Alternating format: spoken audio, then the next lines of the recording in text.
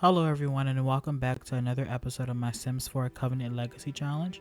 My name is Ronald the Simmer and this is Season 3 Episode 12. High Lady Jaleesa stood in her bedchambers as she talked with her daughter. Royal Lady Orlin awaited to see where this conversation with her mother was leading. They had been discussing her age and how Orlin wasn't far from taking on the household duties as High Lady. Jaleesa, however, had little patience. She was no longer young and her clock was ticking. She wanted to secure her family. The damage Giselle had done left Jaleesa picking up the pieces and didn't want the son and family falling behind other covens. She would tell her daughter that her wedding had to come early. She was originally going to wait until she came of age, but Jaleesa wasted no time when it came to increasing her power. Jaleesa thought of the other ladies having kids and how if she had a granddaughter now, she would grow up around the other children that were being born, which meant more connections. Orlin protested against this, afraid of the outcomes of marriage at her age. However, Jaleesa cared little for her opinions, reminding her daughter of her and Sayek's royal blood and her duties as a royal lady. Jaleesa would tell her daughter how she would talk to Orlin's aunt, Celestia, and discuss early marriage plans. Orlin would obey in the end. What choice did the royal lady have? The next day, the queen was set on her throne, partaking in an audience her uncle, Prince Lucifer, requested. He had come with his son. They had traveled for weeks before making it to Sirius, bearing news from their king and sire. It had been a while since Lucifer seen his niece, but instead of smiles, the prince seemed grim. The aura of Moira's uncle shook her, however. The way he was off made the queen feel as if there was no doubt bad news. When Lucifer began to speak, he started with formalities and then began to say his father's decrees. He would say, "My father, King Vladislaus, has agreed to the terms of Queen Moira. Princess Minerva will be made an equal spouse to Prince Vladislaus the Younger, and when the time comes for my son to take the throne, she will be the first reigning queen of Hollow alongside Vladislaus. As a token to our shared friendship and gratitude, Prince Vladislaus will stay here for a time, get more familiar with his betrothed." Vladislaus would bow before Minerva, saying, "My princess." The throne room resounded in happiness and cheer. Everyone seemed in high spirits, except Lucifer. In truth, Victor was surprised by the outcome. Never in a million years did he assume his father would agree to such terms, especially from a woman. But he did, which was off to him. Deep down, he felt something was off. Victor brushed it off, however, chalking this up to Gaia hearing his pleas for peace amongst his family. Was this goddess really real? He thought. Hey everyone, and welcome back to another episode. Right now we are at the Ether Castle. Well, actually it's called Star Castle. This is Star Castle, guys. So this is where the Ethers stay at and where once Lady Luna did as well. And I think her who okay, let me actually the boys, the Ronin to the here are the Star Boys.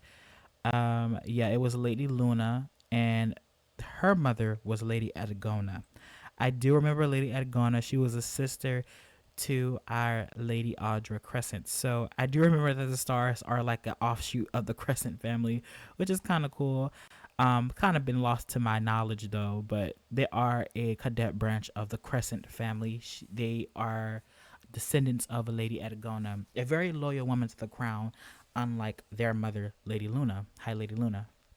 But of course, um, Princess Celestia has taken over this castle and she has made it her new home. And right now, Nara has taken over the duties of ruling it while her mother is away at court, ruling as the Lady Hand. And she's currently in her third trimester, pregnant. I have not done this, guys, with you in a very long time because none of our ladies have been pregnant on the council um, in a while. Uh, and Nara isn't on a council, but she was a princess that stayed in the castle with us for a very, very long time. So I just wanted to go ahead and come in and show you guys Nara's birth. She does give birth, I think, around 9 p.m. So I might cut until then. I just kind of want to show you guys what's going on in this castle. It's not fully decorated to my liking. I will, edit this castle as I when I feel like it, essentially. But it will definitely be edited by it will definitely be edited by the fourth generation. That is definitely my goal. Because the wallpaper is not the style I'm going for in this world.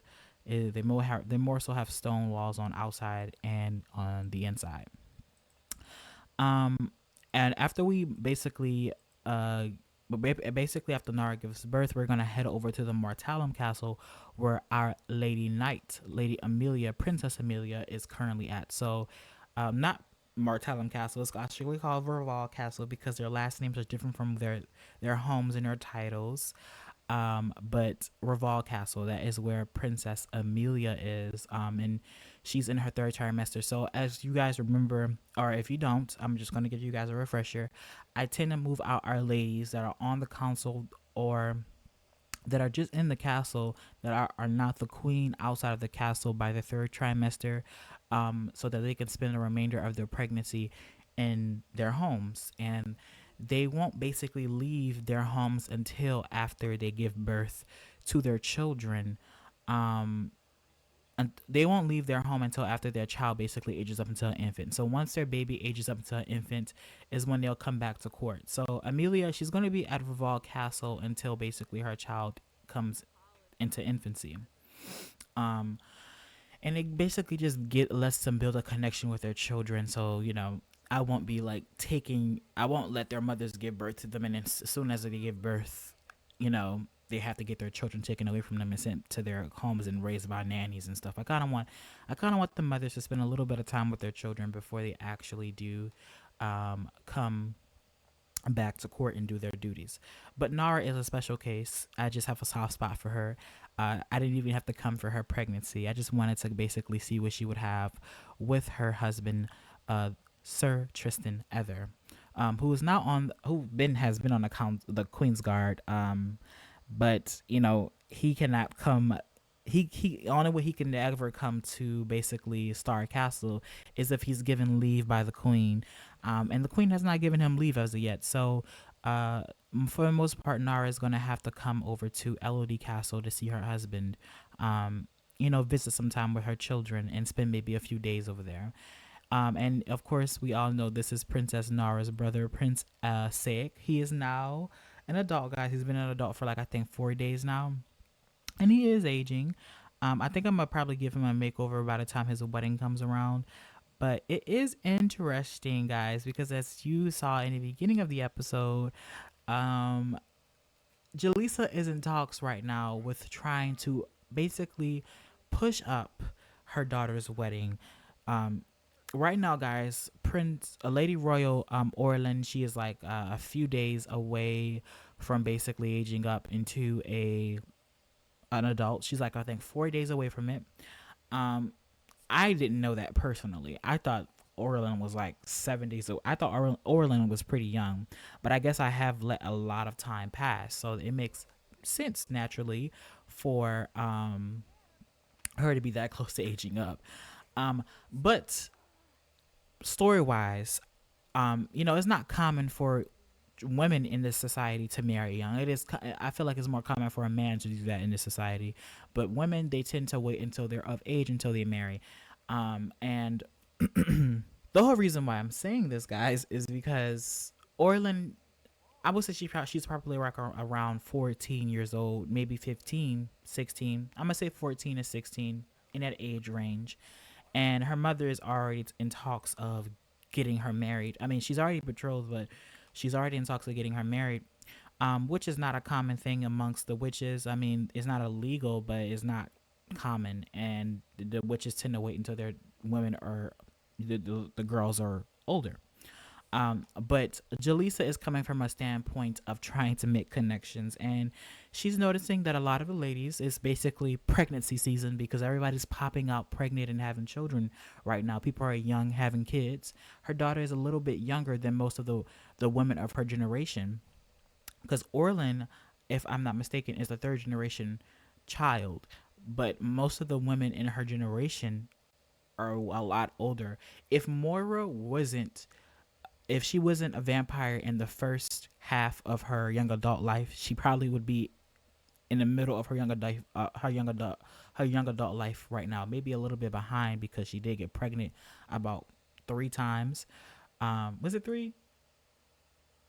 Yeah, it's four. Now she's on her fourth pregnancy, but yeah, she did get pregnant a lot, so she could have been a little bit behind, but she would have no doubt been halfway in her young adult life right now.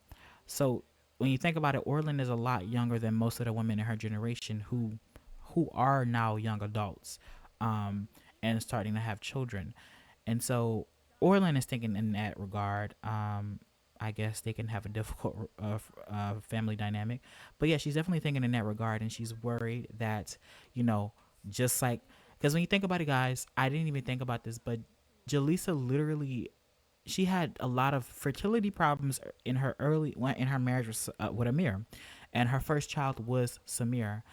So Samir was her first kid, and then after Samir came Orlin, but Orlin came, I think, right after she had Samir. Um, but Jaleesa had a child very, very much late in her life because she waited a very long time to marry Amir, considering he was a teenager and she was a young adult. And she didn't marry Amir until I think until she was an adult and he was a young adult. So their age gap was a very big. They had a very big age gap. So it caused Jaleesa to have children later in her life, which made her kids not in the same par as other ladies of her generation. I'm just getting Nara to increase her magical prowess right now, guys, because that is something I do want to do. I want every lady in the queendom, and I might even randomize some of their magical prowess, cheat some of their magical prowess, the ones that aren't living with us, because um, I want to be like a grand tournament one day where all of the ladies come in, and I want everybody to kind of have their own special power, something of that nature. And I don't want the ladies who don't practice their magic to be left out. So the ladies that don't live with us, I might randomize their magical abilities to see where they are on the spectrum. But I might even do that with Nara. But I'm just doing this right now because I just want her to naturally get it up on her own while I'm here. But yeah, she had her kids later in life, and so um Orlin, the royal lady Orlin, was not when Deianira's children and Elodie's children were playing together, Celestia's kids were playing together, Lady Clara's children, everybody's kids were playing together. Orland's kids were just toddlers. I mean, Jaleesa's children were just toddlers, and I remember Queen Orland the First. She literally did not want to see the sonnets at first until she was convinced by her son Prince Orin to allow to see them, and they. I think she had just a grandson at that time. Not even. I don't even think Orland was born yet. Um, and he was just a toddler. So yeah, the children are not on the same age rank with a lot of the other kids around this generation. So I think Jaleesa, she doesn't want to be left behind again, so she's trying to catch up her daughter. Here we go, guys, birth. So let me just go ahead and get her there immediately. I'm not going to be too fancy with this because this is not the queen. We're only here temporarily. Um, but yeah, she's trying to catch everyone up. She's trying to catch her daughter up with life. She basically sent her son into the harem as a teenager. She made sure that her son was in that harem, and now she's about to basically get her daughter married as uh, a 14 to 16-year-old girl. So to basically get her in the race to have children so that her kid can have connections with other children of her age, like boys and girls, even the future queen, Orlin. She'll be closer in age with Princess Orlin if she has a kid now. So I think that's what Jaleesa is coming from. But Orlin, of course, she doesn't want that, guys. She is still a young girl, and, you know, she doesn't want to have to deal with the burdens of marriage at such a young age. And I can totally understand that. And Nara has given birth to a girl. So I'm gonna go ahead and look at my names. Oh, I'm gonna go ahead and look at my names list, and I'm not even gonna randomize it this time. I'm probably just gonna decide myself. Because sometimes when they randomize this, I don't like the name, so I'm just gonna actually just pick it myself. Okay, so the name I've decided to name her, guys, is going to be. Oh, well, since Nara is a princess, this child will be considered a lady royal. So, I guess it's gonna be Lady Yesina. Now, I actually had this name in my names list myself, and Yesina was like I used to have I used to do a vampire Amazon challenge when I was like really young. I don't know how old I was, but I was like pretty young, And this was when I was like obsessed with fantasy esque vampire Amazon challenges when I think when it first came out. I was very obsessed with it. And I had a whole queen and she had daughters, and one of her, I think her eldest daughter was Yesina. And I never forgot that name, and I think I want to continue Yesina's name into this world. So um Princess Nara has had a daughter named Royal Lady Yesina, guys. I'm going to go ahead and get her to breastfeed her daughter. Um and oh, I shouldn't waste any time because these births are right after one another. So hopefully Amelia didn't give birth yet.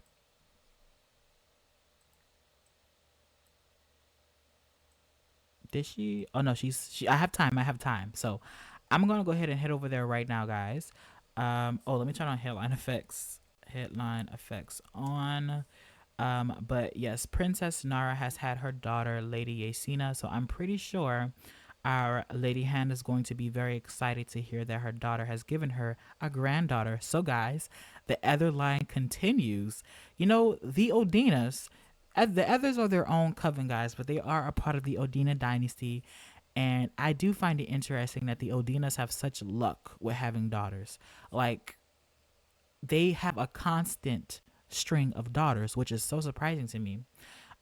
Because in my other playthroughs when I had queens, they would always have sons, but this time they just want the Odina dynasty to live so hard in any way capacity because Celestia, her line is continuing, and her firstborn grandchild is a girl and is a other. So the others will continue 3 generations from now, or two, I should say, because Celestia is the start of this coven. So 2 generations later, the other coven will basically live on through Yesina. Okay, guys, so we are here with Princess Amelia Mortalum, the starter of her dynasty, or her coven, I should say, because she is a part of a dynasty already, but she has formed her own, very own coven, um, carrying on her mother Deianira's legacy. But we are here at her castle, which is very intricate. I definitely do think that I will. Oh, that's spoilers. I definitely do think that I will. Oh my God, Ronald. I definitely do think that I will change. There's a lot of like Halloween decorations on here, or maybe it's Thanksgiving. I really don't know, but I'm probably gonna I'm eventually gonna remove all of that. Probably change the way the roof look on the castle, but I think this is like a really nice castle, and I like the way it looks. It's not too big on the inside. It looks big on the outside, but it's not really that big on the inside.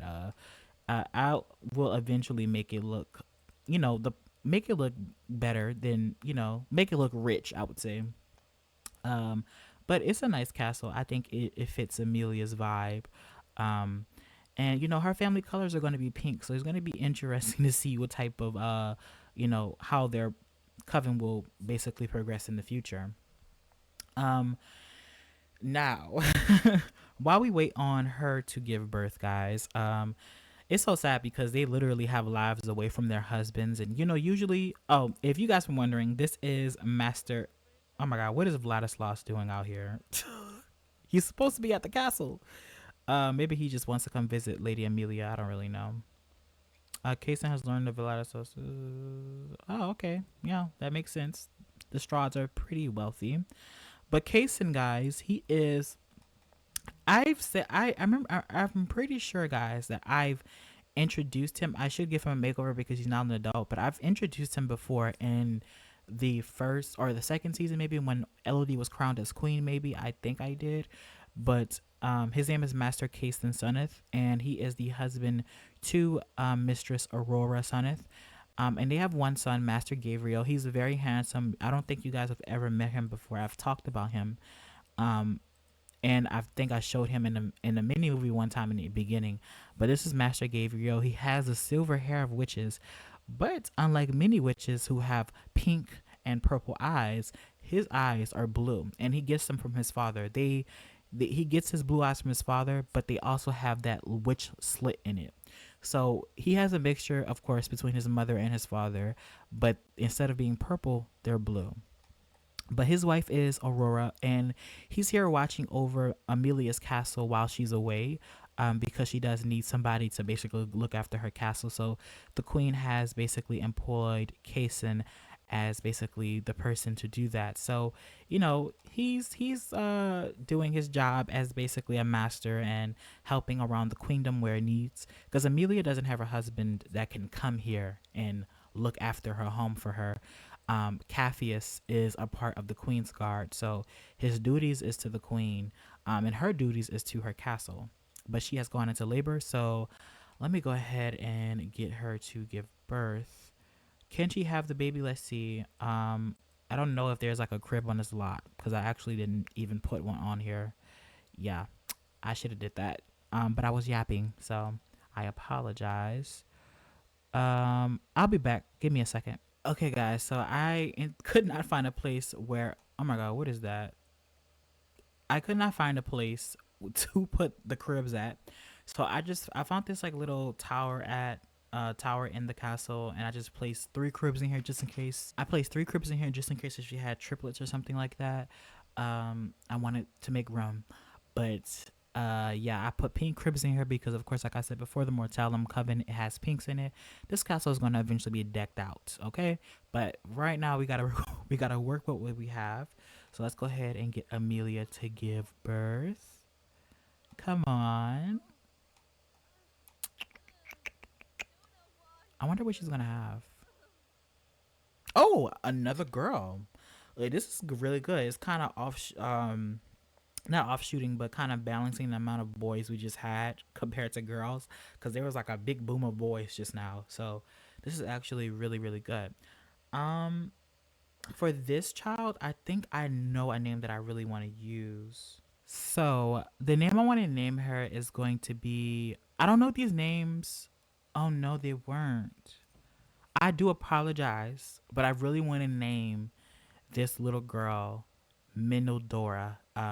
I know EKA 98, which is I love her so much. Thank you so much. Um, her name is gonna be Lady Minodora. There we go. This was meant for twins. I think for Queen Moira's twins that the queen is currently pregnant with, Minodora and Heliocles. I don't know if I said that. I don't know if I pronounced that correctly. Heliocles. Yeah, I'm pretty sure I did. It was meant together, so I do apologize. But I did want to name, I did want to use his name. So I want to use it on Amelia. But her name is gonna be Minodora Mortalum, which I think is so cute.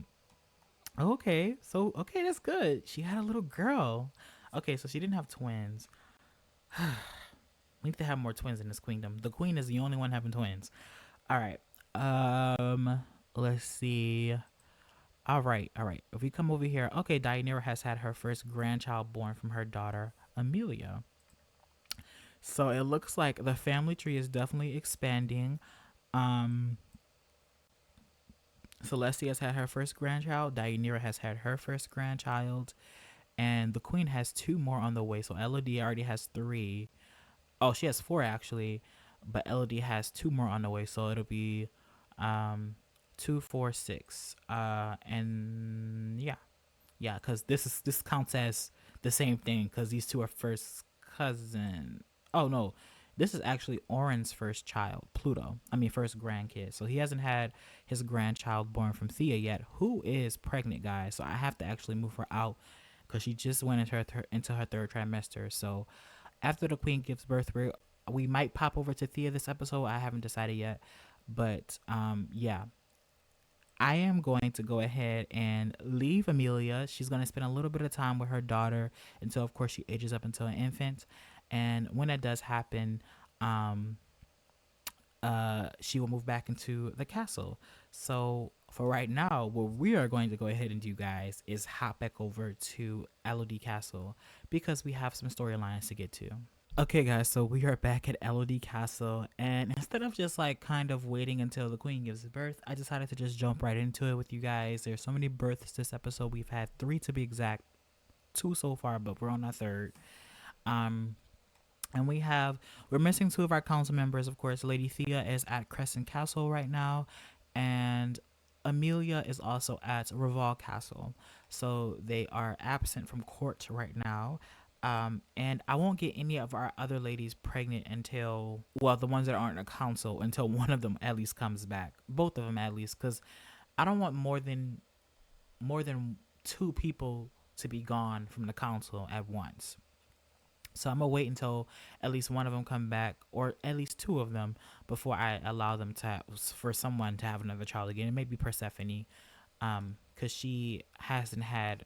She can probably get pregnant one more time. I'll allow her to have one more kid, but right now we have, of course, the Princess Orlin, the Prince Pluto, and of course Prince L, the father of the current child that's about to be born, children that are about to be born, and the Princess Hera, who is now the new mother Sierra, our beautiful princess, the Lady Hand, her father, Prince Vladislav Strahd, and Minerva sitting next to her betrothed, and of course Lady Royal Orlin. She's here currently in the castle for a time with us because we have some stuff to do with her. Um, but let's go ahead and get our queen to go ahead and have her twins because we already know what she's about to have. And I do have some names in mind for the twins. I was thinking about this ever since I found out what the queen was going to have. And I know what I want to name her daughter. And I was debating on what I should name her son. You know what? I might still name him that actually. You know what? Yeah, I will. So, okay, the first child that she had is a boy. And so I'm going to name him, even though this is typically a female name, his name is going to go ahead and be Prince Demeter. So we're going to name him Demeter. Um, can I add Prince in it? I can. So, okay. So Prince Demeter was born to Queen Moira, and then, of course, her daughter. And we're going to name her Princess, guys, Deianira. So I wanted to name this Princess Deianira because well, for one, Deianira was my favorite princess of Generation One or Generation Two, I should say. Um, why? Why does these children? Why do these children have vampire plus signs on them? They are not. What? That doesn't make any sense. That okay? Can you guys tell me in the comments the queen if Queen Moira got pregnant while she was a vampire with Elle? If she, I'm pretty sure she didn't. Yeah, I'm gonna have to remove whatever vampiric trait they may have. Maybe it can't be removed from the queen's genetics. Oh, I don't know, guys. You tell me. You give me some ideas as to why these children may have vampiric genetics. That's very interesting. But they have. I've seen that vampiric. I've seen that vet plus sign, so they definitely have vampire genetics, at least so far. Um, but let's go ahead and get the queen to give birth. But I wanted to name the princess Deianira, guys, because Deianira was my first, my favorite princess of Generation Two. I would say she technically, her mother was Generation One, but Generation Two Deianira was my favorite princess, and I felt like since this was Elle's child, um, Elle has always been someone who was very attached to his mother. He lost her at a very young age, um, and he kind of had to help raise his younger siblings. Not really necessarily. He didn't technically do it, but he did take care of them when the war was happening. He helped them escape from LOD Castle, and they escaped to Moonstone Castle, and served for Queen Moira. And he took his brothers, Prince Hephaestus and Haran, and his sister Amelia with him when he basically helped Queen Moira escape from her confinement.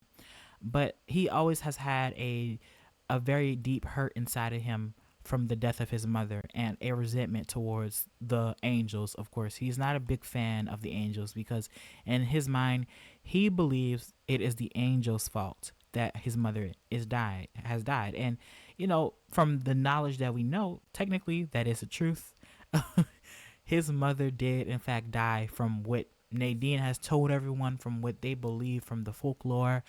When the angels crashed down to the planet, they, of course, a big explosion happened, which made the castle catch on fire and killed Deianira in the process. Which is why El has such resentment towards the angels. He feels like it's their fault, even though they are pure. He's a believer in Gaia. He's supposed to revere them. he has resentment towards them.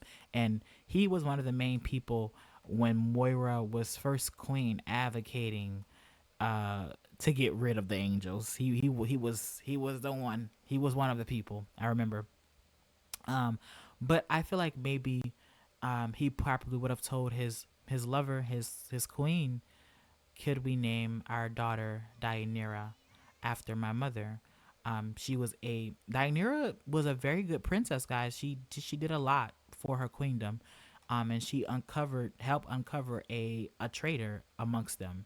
So it makes all the more sense as to why, Moira will want to kind of dig within her family names and name her daughter Deianira, especially if this child is the child of Prince L himself. Um, it's a very honorable thing for you know this. I feel like it's an honorable thing. She's kind of showing her love for her aunt, because I do think that her and Deianira did get along. Her Deianira, she wasn't that close with Moira. I do remember that she wasn't that close with her, but I do feel like Moira respected her and possibly felt really bad when her aunt did die, because I do remember Deianira, though Moira wasn't her first picked as heiress, she did protect Moira's reign as much as possible. She was very much an advocate for Moira's reign. But I am going to go ahead and show Deianira off to her father. Isn't that cute, guys? I'm so happy that the queen has had her daughter and a son born to Elle. So he's actually the only prince, the only concubine of Queen Moira's consorts who actually have two kids for the queen. And I think after these twins, guys, my plan. Oh my god, guys, I have to do so many rolls. This has kind of reminded me that I have to roll 3 times for 3 different people. Jeez. Okay. Okay. And I'm wondering if I should count, if Moira should roll 2 times, because okay, you know what? So much. There's so much to think about. I'm so scared because I really don't want Moira to die, but I think I will go ahead and take a break from basically getting the queen pregnant. I kind of want her to age up a little bit before I get her pregnant again. Um, she's had 4 kids so far. Oh, 5 actually. She's had 5. And I just want her. I want her to kind of take a break. So my goal is for her to have 8 kids. So she has 3 more pregnancy to go. She has 3 more. So it's not the end of the world for her. But for right now, I kind of want her to wait on having more kids. She's had enough. I'm gonna come right back, guys. I have to roll to see if Princess Nara, Princess Amelia, and Queen Moira will all survive their births. Okay, guys, so here we are at the dice. As we all know, 10 and 20 is when our Sims pass away, so hopefully none of them do. I'm going to start off with Nara because she was the first to give birth. So 1, 2, 3. Nara has survived her childbirth. It looks like it was a more smooth birth.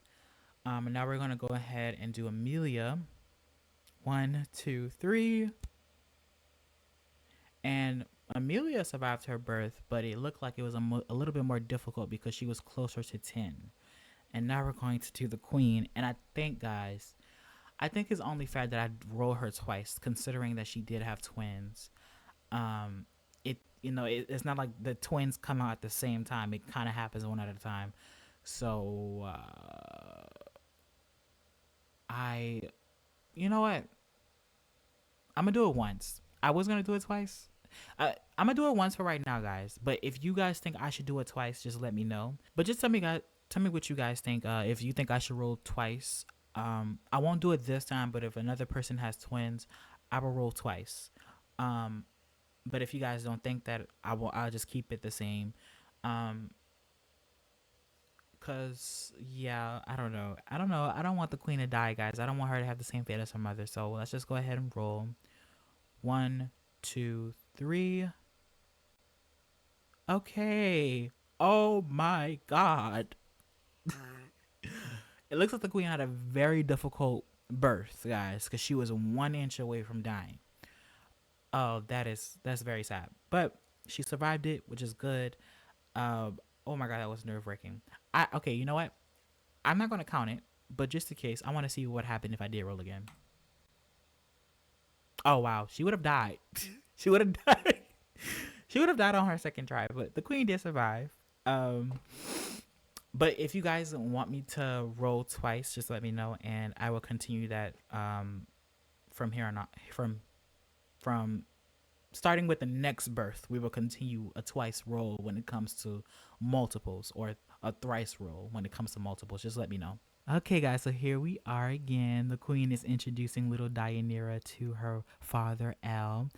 I do appreciate the dark skin coming back within the Odina line, because I have been noticing our family has been getting lighter as the generations do go on. So it's kind of nice to see that Deianira and Demeter are bringing that dark skin back within the family. It's very beautiful. I mean, all skin shades are beautiful, but I do like to see the dark skin every now and then. So yes. I'm gonna go ahead and get the queen to go ahead and breastfeed her son and her daughter. Oh wait, before, okay, after she breastfeeds Demeter, we're gonna get her to show Demeter off to his dad, L. He doesn't want to eat apparently, so he's doing just fine. But the queen did survive her birth, guys, and I'm pretty sure the queen, the court, the queendom is going to be very happy to know that the queen has had not only a son but a daughter born to her and Elle. And I'm pretty sure maybe most of the concubines are going to be pretty jealous about this. He gave the queen not one but two kids. Oh wow! I always forget that Thomas is his father. So Thomas is still alive. Oh my God, I have to get him to meet his grandkids, because this is Deianira's concubine, guys, and he is still alive. He has a granddaughter born, Mendora, two granddaughters born, Mendora and Deianira, and a grandson, Demeter. That's kind of cool. Um, but a lot of things that happened at the beginning of the episode, guys, and I kind of want to discuss them. I'm gonna go ahead and turn on autonomy, and I'm gonna let the queen I'm gonna let everyone kind of roam free a little bit here, um, just to do as they please while I talk, because I'm gonna be talking for a while. I'm kind of gonna go ahead, since it's in the morning. I don't want them to be sleeping during the day, so I am going to cheat their needs. I'm gonna go ahead and fill the needs of the household, so everyone feels good. I'm going to make the children go back to sleep because I don't want to have to deal with that. So let's go ahead and go back to bed, my loves. And I'm gonna go ahead and put this trash. Let's just go ahead and throw it away with the prince here. Did I turn on autonomy? I'm pretty sure I did. I did. I'm probably going to end up cutting some of this. But anyway, a lot of things that happened in the beginning of the episode, guys. And mostly what I've talked about so far has been the potential betrothal, that the potential early marriage that might happen between Orlin and Sayek. And Jaleesa has yet to basically tell Celestia about this. We're probably going to discuss this more next episode, not this one. Jaleesa, why are you holding the child? Please put the baby down. Put Princess Sienna down. Jesus. Okay. Gaia, I should say, because this Jesus does not exist in this world. It is Gaia. That's their goddess.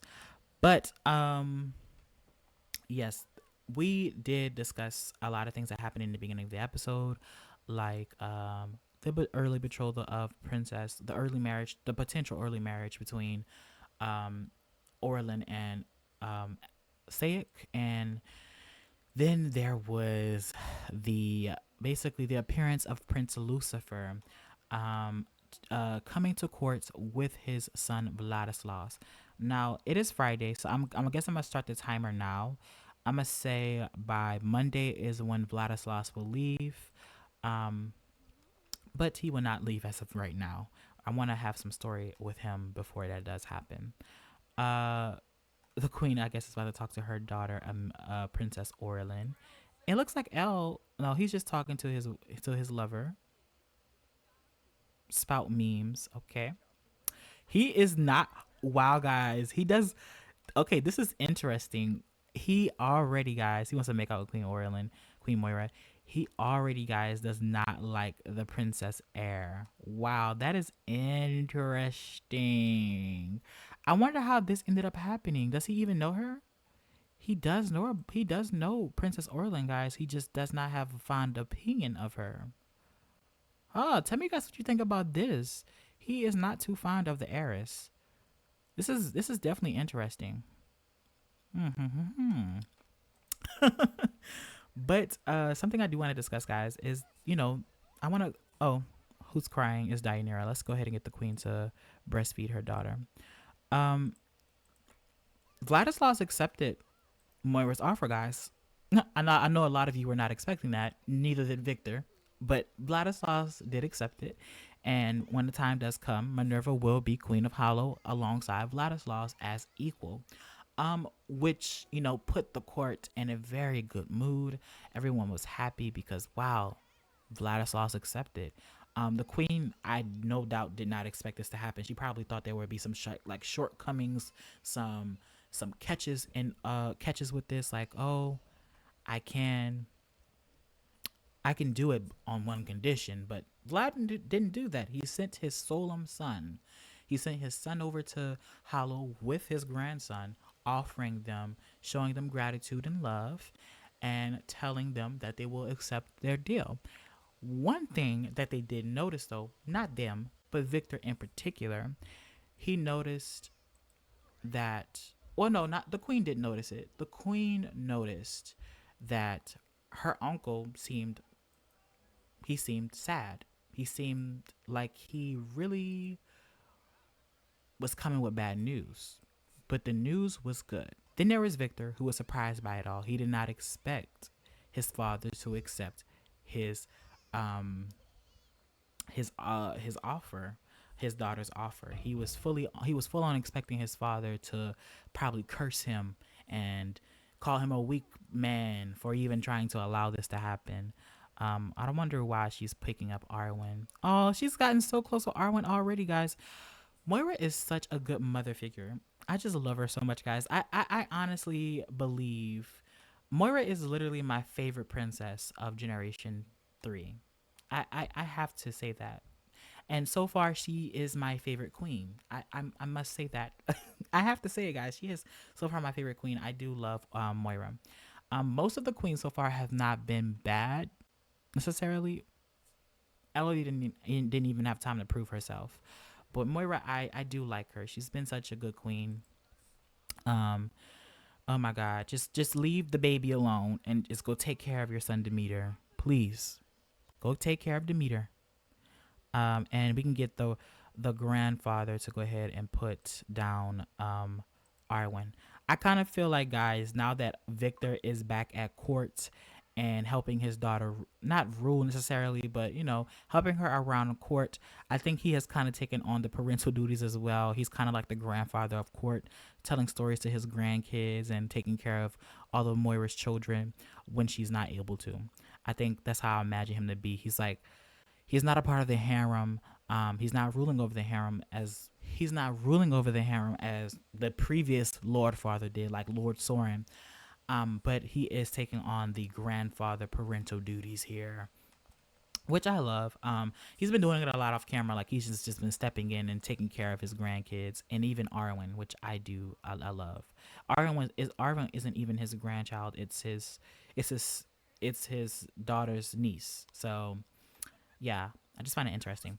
But I keep getting sidetracked. Let me get back on track. Um, do not worry about Arwen. Please leave the child alone. Please leave her alone.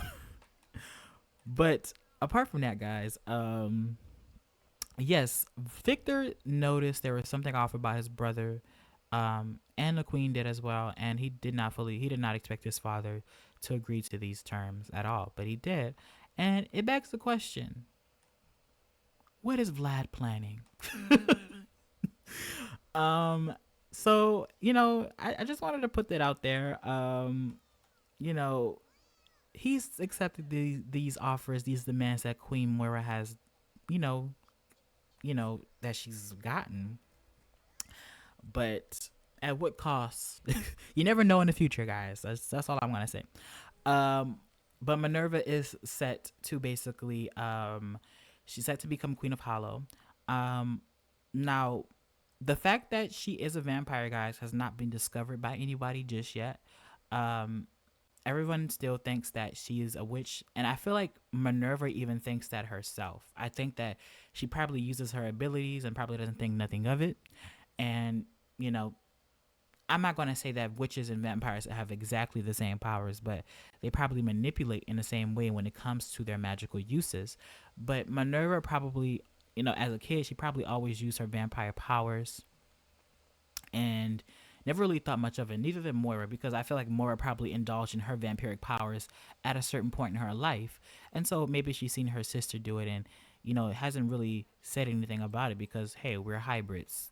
We've I've been down this road with you before. Um, but I don't think that Minerva realizes that she's different from everyone else. I feel like she feels darker than most people, but I don't think that she realizes that she's different from most people. And I think not Vlad, but Victor will eventually find out, but it won't be now. It'll be later.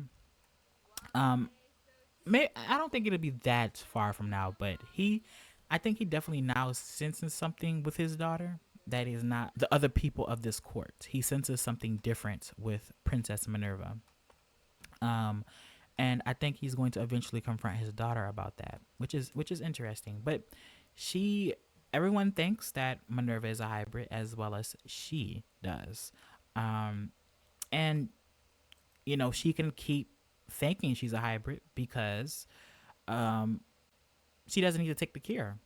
You know, she doesn't need to take it considering she's going to marry. She needs to be a vampire in order to be. She doesn't need to be a vampire to be Queen of Hollow, but what point does it make her a non-vampire if she's going to be Queen of Hollow, have straw children? Um, she might as well just keep her vampiric blood. And that's just what the queen has decided to do with her sister Minerva. But if she would have taken that cure, guys, Minerva would have undoubtedly died because she's more vampire than witch. Her witch ability is basically non-existent. Like in my head canon, guys, I do believe that Minerva is technically a hybrid, but her witch abilities are so dormant, so non-existent that she is basically a vampire. Her witch abilities, her being a witch, her being a Syrian, is very much it's there, but it's not there. If you get what I mean, she has the genetics of the witches, but it's it's not a like look, she has the strong bloodline thing, which I think that's why I didn't assume that Minerva wasn't a hybrid, because she had the strong bloodline, which you only can gain from witches. So she obviously has this witch blood within her, but she sadly just didn't inherit the witch part. She didn't inherit the great power that they have, which I think is what Vlad really wants at the end of the day. And I don't even think that if Victor finds out about his daughter being basically a full witch, he would probably keep his daughter at Odina Court, at Elodie Castle. He wouldn't want her to leave.